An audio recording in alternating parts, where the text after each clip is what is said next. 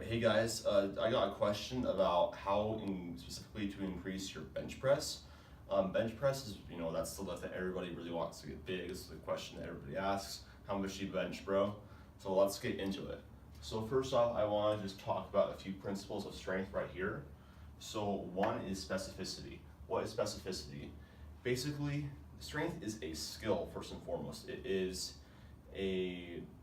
how efficient you are at performing a certain movement. And in order to get better at movement, you need to do it more often. It's the same with any other skill. Like if you want to get really good at playing the bass, you need to be able to practice a lot so that you get more and more used to it. So if we are going to be saying, okay, how can I get a big bench? For some reason, a lot of PV people believe that if they do an overhead press, that's going to somehow increase their bench exponentially. Well, I'm not saying that won't increase your bench per se, but it's probably not the best approach because it's going to be a different exercise completely. So the best way to get a big bench is by simply benching more and more methodically. The second one I want to go over is progressive overload. So progressive overload is basically when you add more weight to the bar per week in some form. It's more volume in terms of weight or sets is mainly what we're going to look at. Density isn't as important with strength training as it, increasing your sets and increasing the amount of weight that you are using. So make sure that you are tracking your workouts and you are progressively overloading. So going off of that, you also want to be managing your exertion rate. So you don't want to be going maximally all the time on all of your lifts. That's going to burn out your central nervous system, higher recovery costs, not the best. So I recommend staying within a 7 to 8 RPE, which basically means you have 2 to 3 reps left in the tank for each of your sets, with the exception of like top sets that are specifically at a maximal weight.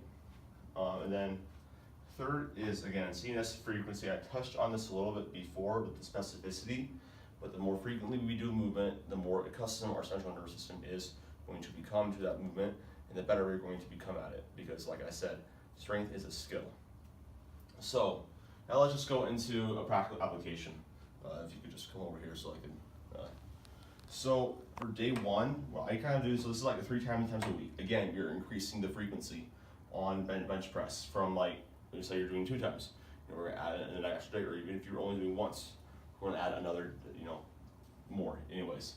So what I would do is like a 3x3 bench.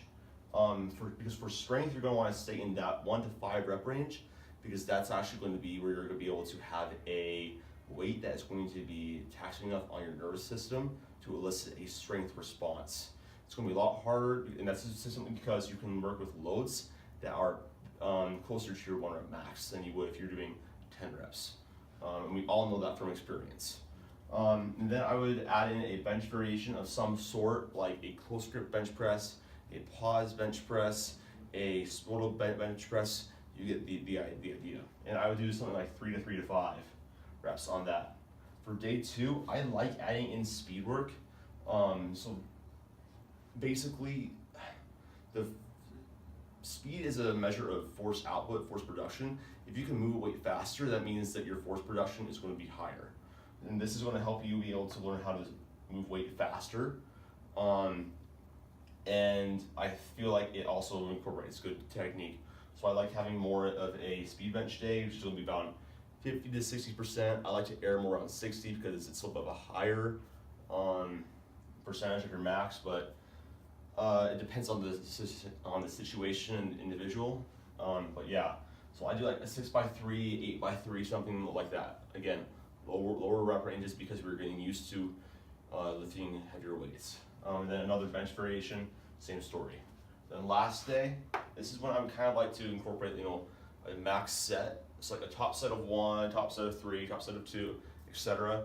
Just because that's going to help you learn, okay, maximal force output, because that's important. If you can lift with better form at a higher weight, then you're going to probably be able to lift more weight at that and get more and more used to it. Whereas opposed to if you're only doing like triples, you're probably going to be like, when you try to do 1 rep max, you'll be good at it, but not as good as you possibly could be. Again, strength is a skill. Train for what you want to be good at. And then I would do like bench press 2x3. It's already 1 maximal set. Then another bench variation. So like overall, this isn't too complex, this isn't too difficult to understand, but it does take time, it does take nuance, and you do need to be aware of what you are doing. But those are my biggest tips for how to get a big bench press, and that's how I program for all my clients and myself specifically. So if you guys like the video, make sure to comment and like and share. So thanks guys, until next time.